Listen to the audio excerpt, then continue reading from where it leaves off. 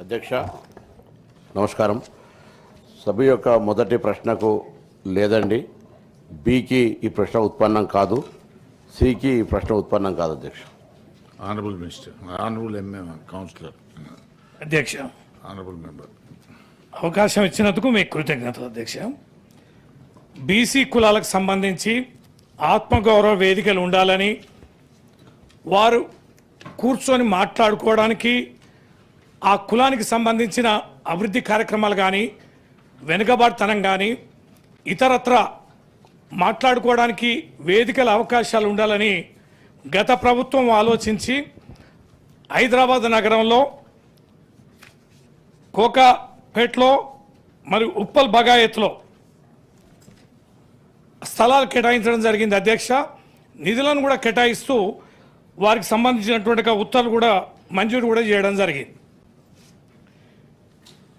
అంతేకాకుండా కాంగ్రెస్ ప్రభుత్వం రావడానికి ముందు ఎన్నికల సందర్భంలో జిల్లా కేంద్రాల్లో కూడా మేము బీసీ కులాలకు సంబంధించి ఆ భవనాలు నిర్మిస్తామని, ఆదుకుంటామని అనేక సంక్షేమ కార్యక్రమాలు ప్రకటించడం జరిగింది. అధ్యక్ష, ఈ మధ్యకాలంలోనే గౌరవ ముఖ్యమంత్రి గారు కూడా 2 కులాలకు సంబంధించి, ఏది గొల్ల కురుమలకు సంబంధించి భవనాలను కూడా ప్రారంభించడం జరిగింది. అధ్యక్ష, చాలా కుల భవనాలకు సంబంధించి నిర్మించుకోవడానికి అవకాశం ఇవ్వమని గౌరవ బీసీ శాఖ మార్చులు పొన్నం ప్రభాకర్ గారిని కలవడం జరుగుతుంది.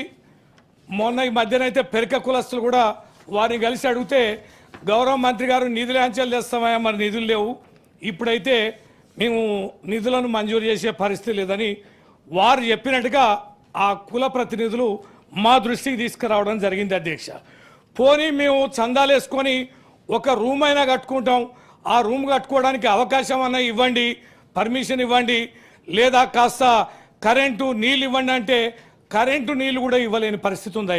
అధ్యక్ష, అంటే మీరు సొంతంగా నిధులు సమకూర్చుకొని మేము కట్టుకుంటామనంటే కూడా అనుమతి ఇవ్వడానికి కూడా ఇబ్బందికరంగా ఉంది. అధ్యక్ష, ఇప్పుడు ప్రభుత్వాలు మారుతుండొచ్చు, వస్తుండొచ్చు, పోతుండొచ్చు, కానీ అలాంటి అణగారిన కులాలు వాళ్ళు ఒక ఫంక్షన్స్ చేసుకోవాలనుకున్నా, సమావేశాలు పెట్టుకోవాలనుకున్నా, వాళ్ళ కులాల అభివృద్ధికి సంబంధించి ఒక బీసీ కుల నేత ఆ సీనియర్ నాయకులు ప్రభాకర్ గారు ఉన్నారు, వారే పెద్ద మనసుతోటి ఏ స్థలాలైతే విలువైన స్థలాలు అధ్యక్ష నడిబొడ్డున ఆత్మగౌరవంతో అద్భుతంగా ఉండాలి, వాళ్ళ భవనాలు మనం గిరిజనులకి, ఎస్టీలకి మనం అద్భుతమైన భవనాలు నిర్మించినాం. అధ్యక్ష, చాలా ఓపెనింగ్ కూడా జరిగినాయి, చాలా కులాలకు సంబంధించి పెండింగ్ ఉన్నాయి, వాటన్నిటినీ మీరు అనుమతి ఇవ్వాలని కోరుతున్నాం. అధ్యక్ష, అదే రకంగా జిల్లా కేంద్రాల్లో కూడా మీరు తప్పనిసరి కేటాయించాలి. మీరు ఇచ్చిన సమాధానం లేదండి, ఇది అప్లై కాదండి, మంజూరు అసలు డబ్బులు ఇస్తారా ఇయ్యరా, మంజూరు ఇస్తారా లేదా, జిల్లా కేంద్రాల్లో ప్రారంభిస్తారా లేదా, హైదరాబాద్లో ఉన్న స్థలాలు గతంలో మంజూరు చేసిన ప్రొసీడింగ్స్కి మరి డబ్బులు ఇచ్చి మీరు ఆదుకోవాలని, ఈ రకంగా తూతూ మంత్రంలాగా ఇది చేయడం సరైనది కాదని, వెనుకబడిన కులాలకు సంబంధించి అత్యంత కీలకమైన దీనిని ముందు కొనసాగించేలా మీ ప్రయత్నం ఉండాలని చెప్పని ఈ సందర్భంగా కోరుకుంటున్నాను. అధ్యక్ష. Honourable minister. పెద్ద మనసుతోటి పెద్ద ఆయన బీసీల గురించి మాట్లాడేందుకు ధన్యవాదాలు. కానీ ఒకసారి వాస్తవ పరిస్థితి కూడా తెలుసుకో అన్నగారు, గౌరవ సభ్యుడికి నేను వాస్తవ రికార్డ్ ప్రకారం తెలియజేస్తా ఉన్నా. 10 సంవత్సరాలుగా 95 కోట్లు కేటాయించి 10 కోట్లు మాత్రమే ఖర్చు చేశారు. అధ్యక్ష, దాంతో వాళ్ళు ఎందుకు సంఘాలు గుద్దుకుంటారో, బాగా మేము చేసినామని చెప్పుకుంటారో నాకు అర్థం కాలే. 10 సంవత్సరాల బీసీలకు సంబంధించి భవనాలకు సంబంధించి స్థలాలు కేటాయించమని చెప్తున్నారు. స్థలాలు కేటాయించినప్పుడు స్థలంతో పాటు అక్కడ ఉన్నటువంటి నీటి సౌకర్యము, దానికి సంబంధించిన మౌలిక సదుపాయాలు అవన్నీ మీరు ఏర్పాటు చేయాల్సిన అవసరం ఉండే మీరేమో గొప్ప చెప్పుకొని చేస్తూ ఉన్నారు. ఎవరైనా, నేను కూడా ఒక బీసీ బిడ్డను, బీసీలకి తెలంగాణ ప్రభుత్వంలో ప్రాతినిధ్యం వహిస్తూ ఉన్నాను, తప్పకుండా వారి పట్ల పూర్తి శ్రద్ధ నాకుంది. ఆర్య కుటుంబస్తులకు సంబంధించిన మీటింగ్, వాళ్ళకి సంబంధించిన సమావేశం వెళ్ళినప్పుడు చెప్పిన తెలంగాణ గత ప్రభుత్వ నిర్వాహకం వల్ల ఆర్థిక సంక్షోభం ఉంది, భవనాల నిర్మాణానికి ఈ ఆర్థిక సంవత్సరం చేయలేము, భవిష్యత్తులో తప్పకుండా చేస్తామని చెప్పి ఆ మాట ఇక్కడ వేదిక సభా ప్రాంగణం నుంచి కూడా మళ్ళొకత తెలియజేస్తాను. గౌరవ ముఖ్యమంత్రి గారు మొన్న కుర్మ సంఘ భవనాన్ని వాళ్ళు కొంత స్వయంగా చేసుకొని, కొంత ప్రభుత్వం ఇచ్చిన ఈ 10 కోట్లలో వాళ్ళిద్దరు మాత్రమే నిధులు వినియోగించుకున్నారు, వేరే వాళ్ళకి ఎవరికి ఇవ్వలేదు. దాని మీద మా కులం వాళ్ళు కూడా మమ్మల్ని 10 ఏళ్లలో ఉన్న వాళ్ళను విమర్శించకుండా ఇప్పుడు విమర్శించే విధంగా కుట్రలు జరుగుతాయి. అదంతా ఓకే. ఇప్పుడు నేను చెప్తున్న సబ్జెక్టు 42 భవనాలకు వీళ్ళు ల్యాండ్ కేటాయించారు అధ్యక్ష. మేమే ఆనాడేం ఆపలేదే. 42 భవనాలకు సంబంధించిన మౌలిక సదుపాయాలు కల్పించడంలో అవి కల్పించినట్టయితే బాగుంటుండే. దాని తర్వాత ఈరోజు ప్రశ్న అడిగింది జిల్లాలకు సంబంధించి. జిల్లాల్లో ఇప్పుడున్నటువంటి ఆలోచనలు, ఎందుకంటే రాష్ట్రంలో ఇచ్చినే పూర్తి కాలేదు. ఇప్పుడున్నటువంటి ఆర్థిక పరిస్థితులలో అనేక కార్యక్రమాలు సంక్షేమ అభివృద్ధి ఒక నిర్మాణాత్మకంగా ఉండాలి. ఏదో పైన పటారం లోన లోటారం ఇందులో ఊపర్ శర్వాణి అందరు పరిశాన్ అన్నట్టుగా ఆర్భాటానికి పోయే ఆలోచనతోట్లేం. పక్కడబందిగా ఉన్నటువంటి పరిస్థితులు, మౌలిక సదుపాయాలు, నిధులు, వాటన్నిటికి సంబంధించి బలహీన వర్గాల పాత్ర, వాటికి ఉండేటువంటి షేర్ తీసుకొని ముందుకు పోతాం. ఇక వీళ్ళు ఇంకా సంబంధించి బలహీన వర్గాలకు సంబంధించి సరే క్వశ్చన్ ఇంకొక డిఫరెంట్ ఉన్నా దానిలో వీళ్ళు బలహీన వర్గాలకు సంబంధించిన అంశం మీద మాట్లాడుతున్నప్పుడు అధ్యక్ష మొత్తం 10 సంవత్సరాల 8,000 కోట్లు కేటాయిస్తే బడ్జెట్లోనే 2,000 కోట్లు దానికి శాంక్షన్ ఇచ్చినారు. శాంక్షన్ ఇచ్చి ఖర్చు చేసింది 800 కోట్ల అధ్యక్ష. ఆ 800 కోట్లలో కూడా 600 కోట్లు 2023-24 అప్పుడు బీసీ బంద్ అప్పుడు, 2018-19 అప్పుడు 2,000 కోట్లు తప్ప 10 సంవత్సరాల బీసీల కొరకు బీసీ కార్పొరేషన్ బీసీ స్కీమ్ తరఫున ₹1 కేటాయించినట్టయితే నేను సభలో మీ ముందర ఛాలెంజ్ చేస్తా ఉన్నా. ఏదైనా ఎక్కడైనా చర్చకు సిద్ధం. నేను మా ఫ్లోర్ లీడర్ సభానాయకుడు మధుసూదనాచారి గారు ఉన్నారు, వారిని కూడా నేను ఈ చర్చలు రమ్మని కోరుతా ఉన్నా. బలహీన వర్గాలకు న్యాయం వచ్చిన సంగతి లేదా తక్కలపల్లి రవీంద్రరావు గారు గౌరవ సభ్యులు వచ్చిన పర్లే. 10 సంవత్సరాల ఆర్భాటానికి అట్టహాసానికి ఏం తక్కువ లేదు అధ్యక్ష. నేను దాని గురించి నేను ఇలా విమర్శ చేస్తున్నాను. వారు మాట్లాడిన కాబట్టి చెప్తా ఉన్నా.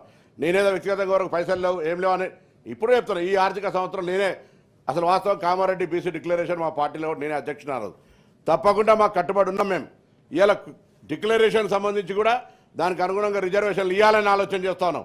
దానికి అనుగుణంగా క్యాష్ సర్వే జరుగుతూ ఉంది. ఒక ఎమ్మెల్సీ గౌరవ సభ్యురాలు కవిత గారు ఇచ్చిన ఇంకా చాలామంది ఇవ్వాల్సినటువంటి రాజకీయ పార్టీలలో చాలామంది సభ్యులు ఇవ్వాల్సిన అవసరం ఉంది. సమాచారం వాళ్ళు ఒకసారి వ్యక్తిగతంగా ఆలోచన చేసుకోవాల్సిన అవసరం ఉంది. అలా ప్రభుత్వం దృఢ సంకల్పంతో బలహీన వర్గాలు కావచ్చు, ఎస్సీ ఎస్టీ మైనార్టీలందరికీ న్యాయం చేయాలని ఆలోచింది. వారికి సంబంధించిన విద్యాపరంగా ఉండేటువంటి అనేక మందికి న్యాయం చేసే విధంగా ఇలా మెచ్చార్జీలు పెంచడం, లేకపోతే ఇంకా రకరకాల మౌలిక సదుపాయాలు చేస్తాం. విద్య ప్రధానమైనటువంటి విద్యకి ఇచ్చేటువంటి ప్రాధాన్యత విద్యకి ఇస్తా ఉన్నాం. ఆ విధంగా ముందుకు పోతున్న సందర్భంలో తప్పకుండా వారి ఆలోచన ప్రకారంగా మాకు ఒక బాధ్యత ఉంది, ఒక కమిట్మెంట్ ఉంది. కాంగ్రెస్ పార్టీ అంటేనే ఎస్సీ ఎస్టీ బీసీలకు సంబంధించినటువంటి ఒక ఆలోచన చేసే పార్టీ కాబట్టి ఎక్కడ కూడా డివియేట్ కావం.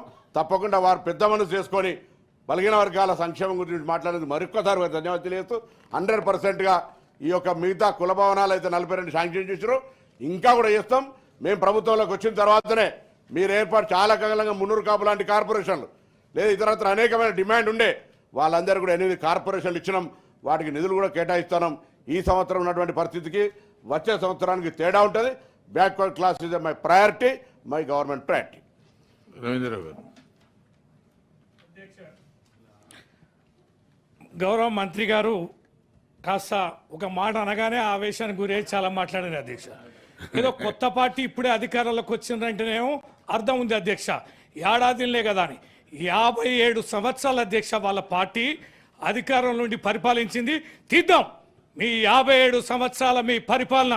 బీసీల కోసం మీరు ఎంత డబ్బు కేటాయించారు, ఏ కులాన్ని అభివృద్ధి పరిచారు, మీ గౌడ కమ్యూనిటీకి ఏం చేశారు, యాదవులకు ఏం చేశారు, రజకులకు ఏం చేశారు, ముదిరాజులకు ఏం చేశారు సార్. నేను అదే సార్ అనేది వారన్నదాన్ని చెప్తున్నా.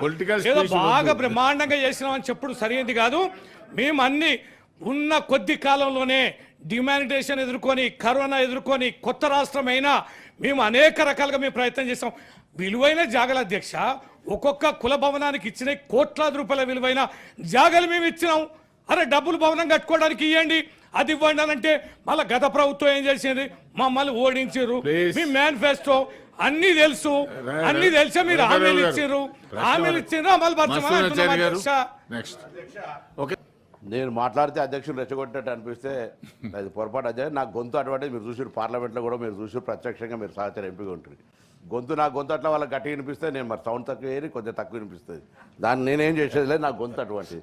తర్వాత స్థలాలు ఇచ్చిన సొంత స్థలాలు ఇచ్చిర్రా, ఫామ్ హౌజులకి కోసి ఇచ్చిర్రా, లేకపోతే ఏమైనా మీరేమన్నా నేను మాట్లాడుతా అధ్యక్ష, నేను మాట్లాడుతున్నాను.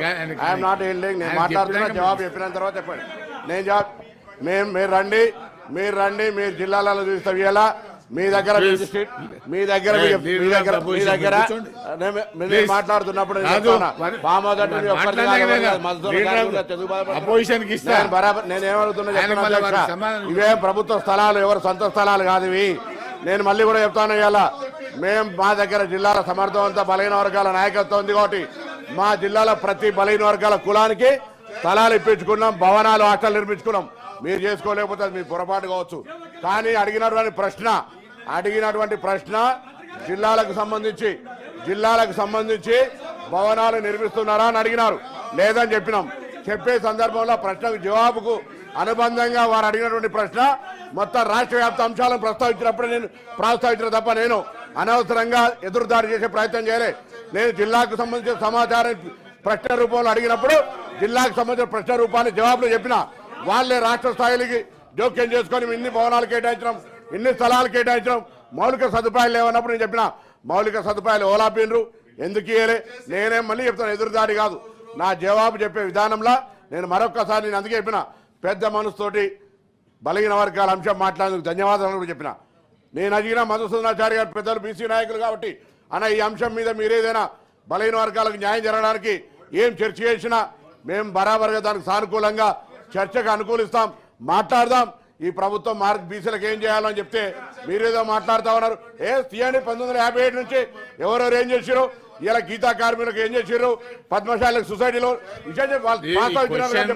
ప్రస్తావించారు. వాళ్ళు ఇవన్నీ ప్రస్తావించారు కాబట్టి నేను తీయకపోతుంటే ఎవరికి సంఘాలు ఏర్పాటు చేసినాం, ఎవరికి న్యాయం చేసినాం, కాంగ్రెస్ పార్టీ బలహీన వర్గాల వరకు ఏం చేశారు. నేను ఒక మాట అడుగుతా ఉన్నా అధ్యక్ష, రాజకీయాలు మాట్లాడతానని చెప్తా ఉన్నారు. రాజకీయాల గురించి ఇవాళ కాంగ్రెస్ పార్టీలో సామాజిక న్యాయం ఉంది. మీ పార్టీల పార్టీ అధ్యక్షుడు, వర్కింగ్ ప్రెసిడెంట్, శాసనసభ పక్ష అందరూ ఒకటే ఉన్నారు కదా అధ్యక్ష. ఒకటి ఎస్సీలకు ఇవ్వండి, ఒకటి బీసీలకు ఇవ్వండి, అప్పుడు మీరు ఆదర్శవంతంగా నిలవండి. అదేం చేయకుండా ఊరికేనే మాట్లాడి ఎదుటి వాడిని కాంగ్రెస్ పార్టీని విమర్శిస్తే లేదా మా ప్రభుత్వాన్ని మాట్లాడేటువంటి పరిస్థితి మంచిది కాదు. నేను ప్రశ్నకు కన్ఫర్మ్ అయి చెప్పిన మీరే ప్రొవోక్ చేసి మీరు ఏదో మాట్లాడి రాష్ట్ర స్థాయిలో కనీసం నన్ను వ్యక్తిగతంగా వాళ్ళకి పైసలు ఇయ్యా లేవుపో అని మాట్లాడినటువంటి మీరు రెచ్చగొట్టి మీరే ప్రొవోకేషన్ చేసి మళ్ళీ నేను చెప్పిన మాట వాస్తవం. ఈ ఆర్థిక సంవత్సరంలో మీకు కుల సంఘాలకు సంబంధించి ఆర్భాటంగా నేను చెప్పిన ఊపర్ శర్వాణి అందరు పరిచయం అన్నట్టుగా ఊరికేనే ఆర్భాటం చేసినారు తప్ప ఏం చేయలేదు. దాన్ని చేసే బాధ్యత మాది అని మళ్ళీ సభలో చెప్తాను. కానీ దయచేసి దాన్ని ఏదో మాట్లాడిన బయట వేదికల వాళ్ళ కుల సంఘ మీటింగ్లో మాట్లాడిన దాన్ని తీసుకొచ్చి ఇక్కడ వేదికల సభలో పెడితే ఇది మంచిగా అధ్యక్ష. నేను మళ్ళీ చెప్తాను, బరాబర్ ఇచ్చిన స్థలాలు వాళ్ళ సొంత స్థలాలు కాదు, మేము ఇచ్చిన మా సొంత స్థలాలు కాదు. ఒకవేళ నాలాంటి వాడో లేదు ఇంకెవరో పెద్దలు ఇస్తే డెఫినెట్లీ వాళ్ళ మెమోరియల్ పెట్టి దాకా పెట్టుకుంటాం కావచ్చు. హైదరాబాద్లో మేము ఇయ్యింది పెరికి హాస్టల్లో, మున్నూరు కాపు హాస్టల్లో, పద్మశాలి హాస్టల్లో, రెడ్డి హాస్టల్లో, బీసీ గీతా కార్మిక హాస్టల్ ఎడ్యుకేషన్ అధ్యక్ష. ఈ జాగాలను ఎవరు ఇచ్చారు అధ్యక్ష? ఇలా వీళ్ళు మాట్లాడుతూ ఉన్నారు. తప్పకుండా దయచేసి అధ్యక్ష వీటికి సంబంధించి బలహీన వర్గాలకు మా ప్రభుత్వం బాధ్యతగా మేము చెప్పినట్టు ఎన్నికల మేనిఫెస్టో విధంగా కామారెడ్డి డిక్లరేషన్ చైర్మన్ గా మేము బలహీన వర్గాలకు న్యాయం చేయడానికి పూర్తి స్థాయిలో కట్టుబడి ఉన్నామన్న మాట మరొకసారి మీ ద్వారా తెలియజేస్తాను.